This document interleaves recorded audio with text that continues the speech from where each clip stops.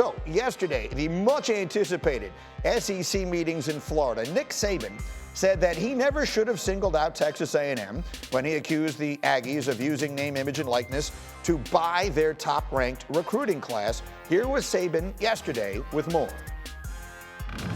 I didn't really say that anybody did anything wrong.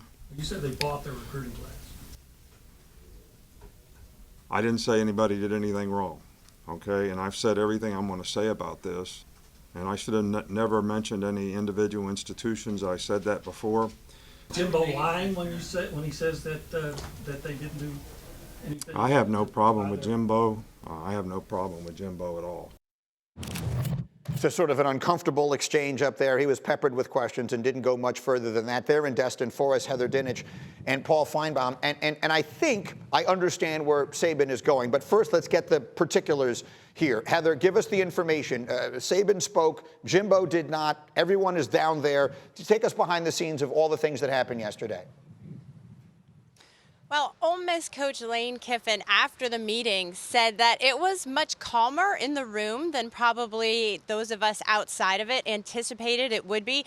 I caught Mike Leach getting on an elevator yesterday, and I said, so what was the scoop? What really happened in there? Any fireworks? And he said, it wasn't any fun. But, you know, SEC Commissioner Greg Sankey said that Jimbo Fisher is the chair of the coaches group this year. It's a rotating position.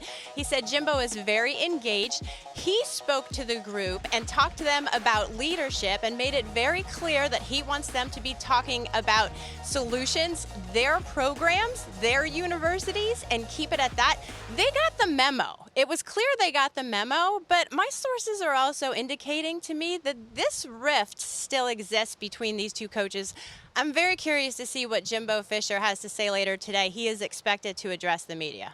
All right, so we look forward to that, and obviously you'll be there for it. Paul, before I get into what I think, tell us what you think. Give us your big picture view of Saban yesterday. It was quintessential Saban, Greeny. Anyone who has been around him for any amount of time knew what he was going to say. Nick Saban never engages other coaches. That's below him. That's not what he does. He's the greatest of all time. And he treated Jimbo Fisher yesterday like a fly on your potato salad at the Memorial Day company picnic. Like, get away. You're not really important. You're not worthy. And I think Saban was smart. He acted like it was no big deal. I didn't say anything. He was challenged, and obviously you can call him disingenuous or call him just Nick Saban. But today will be a very defining moment of this conversation because Jimbo Fisher meets the media here later this afternoon. And he is not the most nuanced, articulate orator, and how he presents himself is going to be very interesting, especially when he comes under fire by the media. Here's what I think, Paul.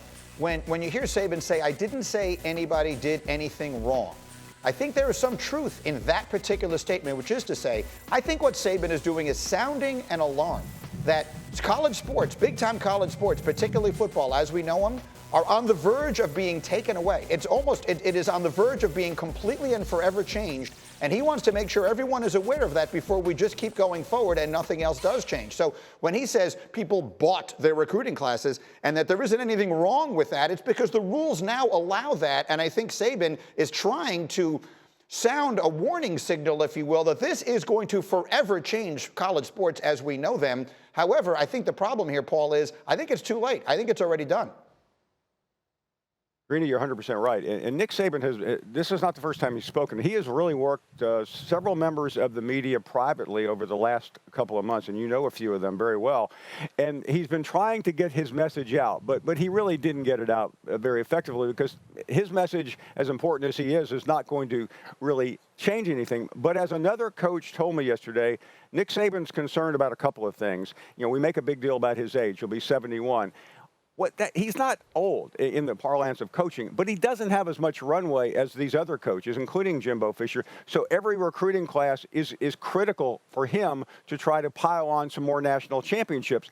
And what he had over the rest of college football, he doesn't have, and that's a stranglehold. And that stranglehold has now been spread out. And Jimbo Fisher in Texas A&M, incredibly, is in better shape to recruit under the NIL model than Alabama because they have so much more money at Texas A&M and in Texas. Heather, put a ribbon on this for us, if you will. I think this is a culture shift in the sport that we are only starting to see the beginnings of. I think it's why Jay Wright is no longer coaching. I think it's why a lot of other legends like Nick Saban are saying, you know what, this isn't the business that I've been in all this time. What are you hearing, Heather? What are your thoughts? Well, there are also coaches out there like Eli Drinkwitz yesterday from Missouri who said, look, I got on a private plane to get here. Stop the woe is me. We have great jobs. Let's figure this out. We make a ton of money, right? And there's something to be said for that. There are people who are frustrated. Greg Sankey acknowledged that yesterday, said it wasn't a defense of what played out publicly. But the bottom line is this. People like Greg Sankey and George Kliavkoff in the Pac-12, they have to figure this out. They talked about trying to get some help from federal legislation. Well, that may or may not come. So that's where this is. And again, it all circles back to that. That's why we're talking about this, because there aren't rules and regulations. Dave Clawson at Wake Forest told me this is just all exacerbated what's already there. Brian Kelly said yesterday, take the boosters out of the picture. That's the first place you have to start.